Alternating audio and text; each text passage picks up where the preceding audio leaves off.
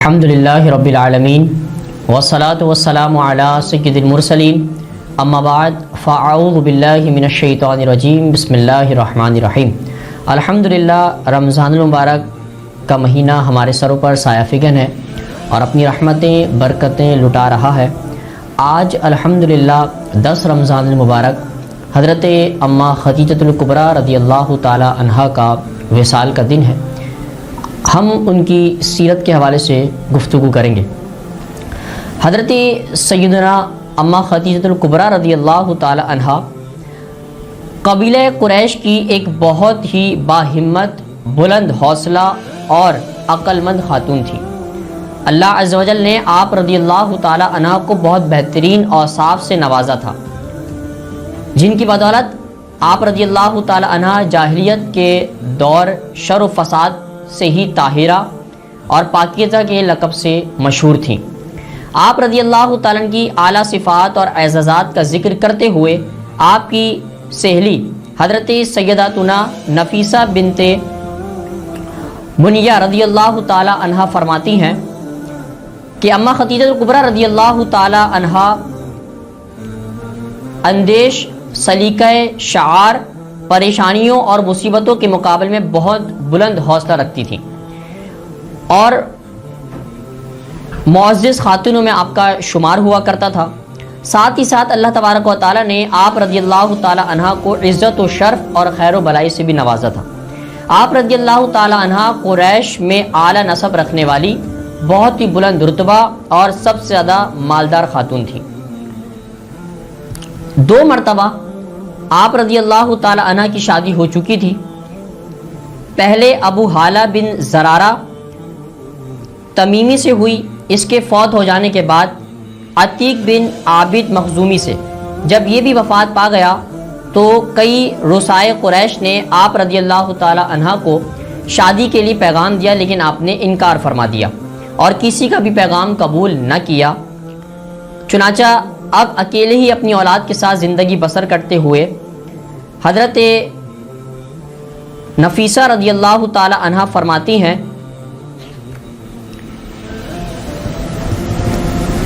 کہ اللہ تبارک و تعالی کی یہ ایک ایسی خاتون تھی جو مالدار تھی اور دور جاہلیت میں بھی پاکیزہ طیب کے لقب سے مشہور تھی۔ حضرت سیدنا خدیجۃ الکبریٰ رضی اللہ تعالی عنہا بہت ہی زیادہ مالدار خاتون تھی۔ دیگر قریشوں کی طرح آپ رضی اللہ تعالیٰ نے بھی تجارت کیا کرتی تھی۔ عام لوگوں کی نسبت آپ رضی اللہ تعالیٰ عنہ کا سامان تجارت بہت زیادہ تھا۔ روایت میں ہے کہ صرف آپ رضی اللہ تعالیٰ کے مال تجارت سے لدے اونٹ عام قریشوں کی اونٹوں کے برابر ہوتے تھے۔ آپ رضی اللہ تعالی عنہ لوگوں کو مزدور بھی رکھتی تھیں اور مزاربت کے طور پر بھی مال دیا کرتی تھی۔ یہ آپ کا خاصہ ہے زندگی کا۔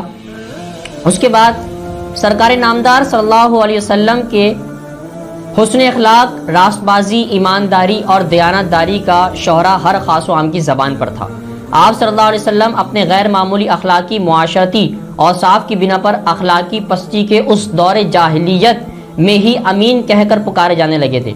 حضرت سیدنا اماں خدیجہ الکبریٰ رضی اللہ تعالی عنہا ابھی تک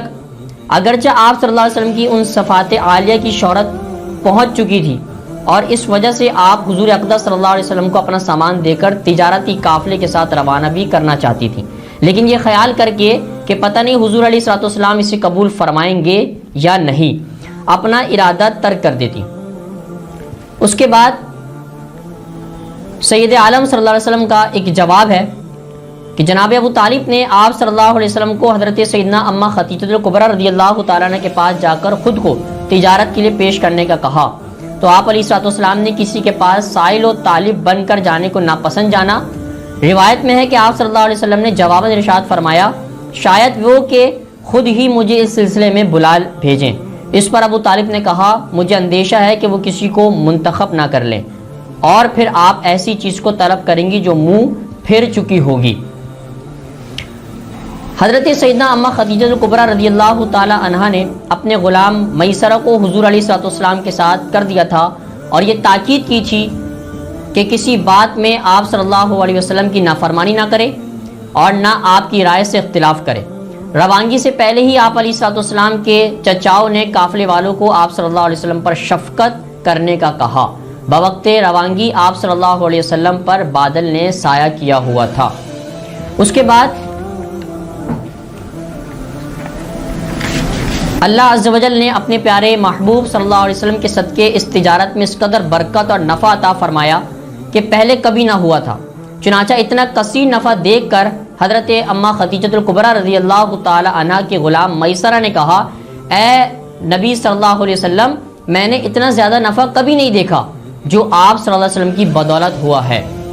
خرید و فروخت سے فارغ ہو کر قافلے والوں نے واپسی کے لیے سفر کرنا شروع کر دیا۔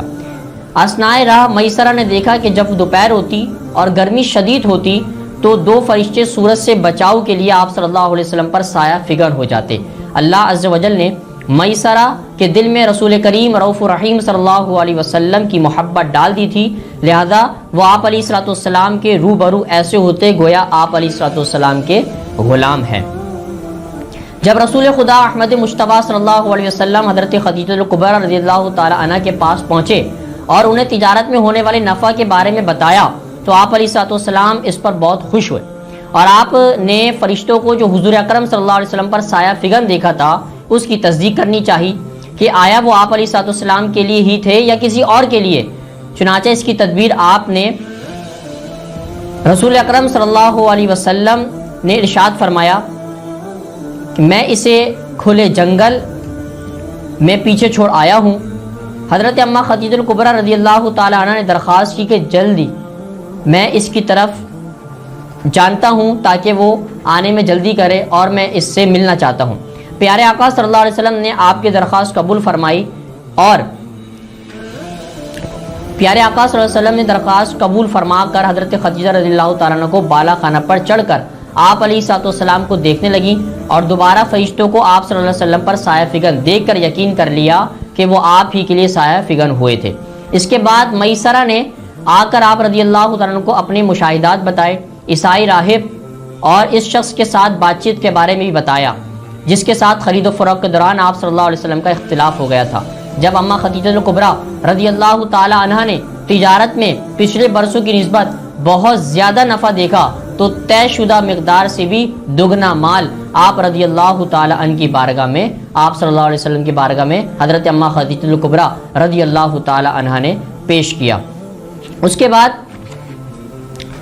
آپ کی ابتدائی اسلامی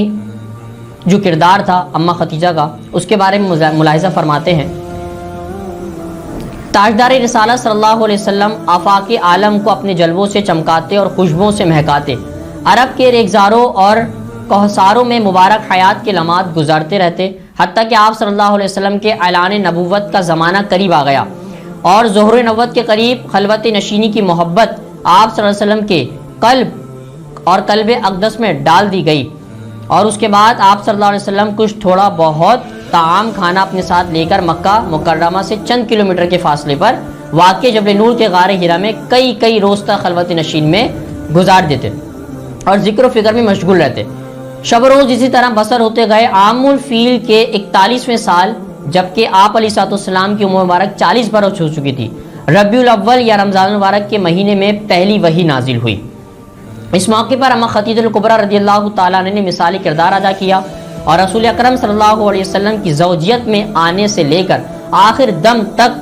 قدم بقدم آپ صلی اللہ علیہ وسلم کا ساتھ دیا۔ غار ہرا میں پہلی وحی نازل ہوئی اور اس کے بعد آپ صلی اللہ علیہ وسلم حضرت اماں خدیجہ الکبریٰ رضی اللہ تعالی عنہ کے پاس اس حال میں تشریف لائے کہ آپ صلی اللہ علیہ وسلم کا قلب اقدس کانپ رہا تھا۔ حضرت خدیجہ الکبریٰ رضی اللہ تعالی عنہ نے آپ صلی اللہ علیہ وسلم کی خوب حوصلہ افزائی کی، چنانچہ اس کا تفصیلی واقعہ ام المؤمنین حضرت اماں عائشہ صدیقہ رضی اللہ تعالی عنہ سے مروی بخاری شریف میں موجود ہے۔ اس کے بعد ایسے نازک، خوفناک اور کٹھن مرحلے میں جو ہستیاں حق کی پکار پر لبیک کہتے ہوئے سب سے پہلے آپ صلی اللہ علیہ وسلم کی دعوت حق کو قبول کرنے کی سعادت سرفراز ہوئی، یا ایھا الذین آمنو، اے ایمان والوں کی پکار کی سب سے پہلے حقدار قرار پائیں، اور ان میں ایک نمایاں نام، حسن اخلاق پاکیزہ سیرت و بلند کردار، فہم و فراست اور عقل و دانش سے سرشار، جود و سخا کی پیکر، صدق و وفا کی گوہر، اور حضرت ام عائشہ حضرت خدیجہ الکبریٰ رضی اللہ تعالی عنہ کا ہے۔ آپ رضی اللہ تعالی عنہ کی ذات تھی جو پروانوں کی طرح آپ 86 یا 32 پر جان نثار ہو چکی تھیں۔ آپ رضی اللہ تعالی عنہ سب سے پہلے حضور اقدس صلی اللہ علیہ وسلم پر ایمان لائیں۔ اللہ کریم سے دعا ہے کہ اللہ تبارک و تعالی ہمیں اماں خدیجہ الکبریٰ رضی اللہ تعالی کی سیرت کو سمجھ کے اس پر عمل کرنے کی توفیق عطا فرمائے۔ وما علینا الا البلاغ المبین۔